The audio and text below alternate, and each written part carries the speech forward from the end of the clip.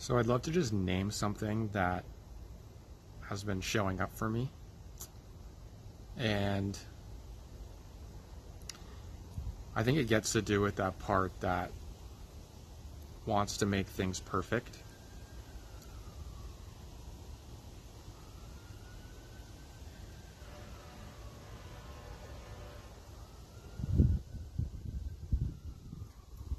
And it can sort of happen when we're stepping into this new expression of self, putting ourselves out there in new ways, I believe.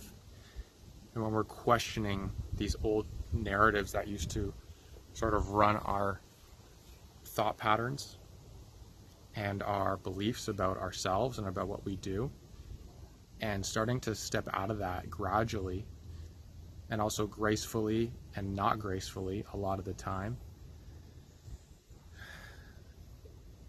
It's an act of commitment, first off, like committing to yourself. It's not easy because this inner critic part of you, this judger that wants things to be a certain way,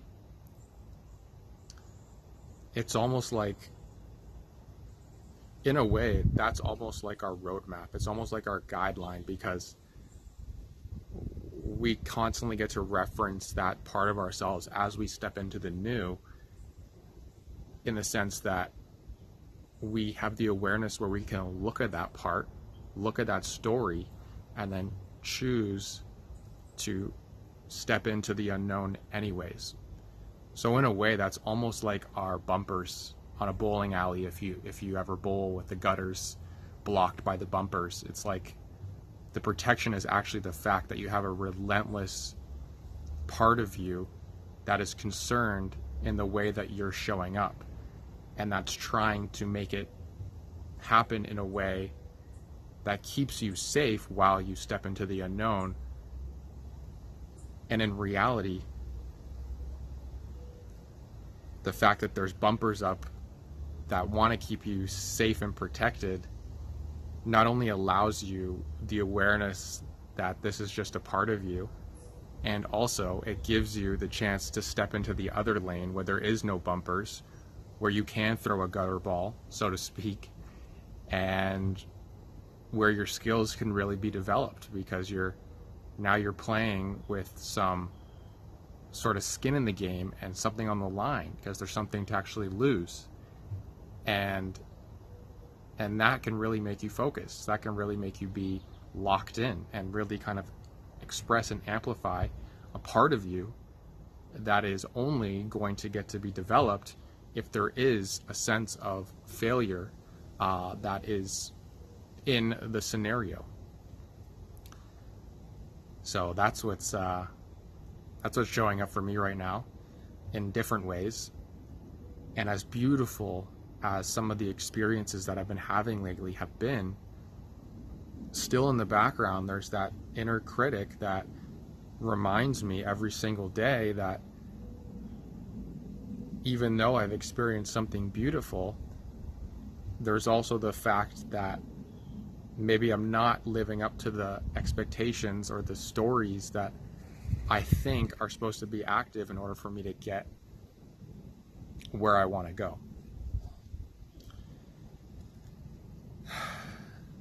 And that's okay, because I know I'm able to witness it, bring lots of compassion to it. And again, it's like our indicator. It's like our indicator that we've identified a part that is running an old paradigm, and that we can choose to kind of turn that experience into an allowing of something that hasn't previously been able to move and release through our systems. The reason why the inner critic is there is because there's been something in the body that hasn't been fully permissioned or allowed in a new way. Like, you don't have to fully allow it even. You can just like glimpse it. Like, can you allow whatever the inner critic is trying to support or protect the chance to unveil itself in a different and uplifting sort of way? So I want to give you an example that just showed up for me. Again, I was going through these waves and kind of wanting to tune into myself, which I was able to do. And then I got the thought of dancing this morning, putting on some songs that I enjoy and just kind of moving my body, which is a passion of mine. And in doing that, I was able to dance to two very amazing songs that put me in a very expressive and vibing, like creative flow. And in that experience, I had some emotions come up, and also that part that was like, well, why don't you go grab your phone and film this and put it on camera and put it online in whatever way. Like, you know, you want to start expressing yourself, so why don't you just grab your phone and video yourself dancing on camera to these songs. And a part of me knew that it was more aligned for me to just be in my own energy, to just enjoy the experience and take it for what it was. And if I did feel really inspired from a heart level, I would know. And that I could actually welcome this part that wanted to capture the moment, to be there, even though there was a part of me that didn't want to acknowledge it because I was enjoying what I was doing. So I was able to like be with both and know that both were going to be there. And then sure enough, when I stopped dancing and when I turned off the songs and when I kind of just sat with it for a moment, I had that critic come through and say, well, why didn't you film it? Like, now you don't feel good because you didn't film it. And yeah, I think it's like it's a beautiful example of this, and it allowed me to just kind of sit with that part eventually, because I know this story. I know this story plays out in a lot of different ways, not with just creatively putting stuff out there, in various different ways and expressions. So fortunately, I was able to sit with this part, allow it to be there, say yes to it. For me, it showed up in my stomach area, that fear of like doing it right, I guess, or fear of putting myself out there. And I just permissioned it a little bit more. I said, yes, that's allowed to be there. And then I got the download or the insight that it's time to actually start filming myself and hitting record and putting myself on camera. So the energy was able to move, and here I am as an expression of that part that just wanted to be witnessed first. So then when the energy was ready to circulate and express, there was like an honoring and an acknowledgement and an allowing of it to flow through in this way.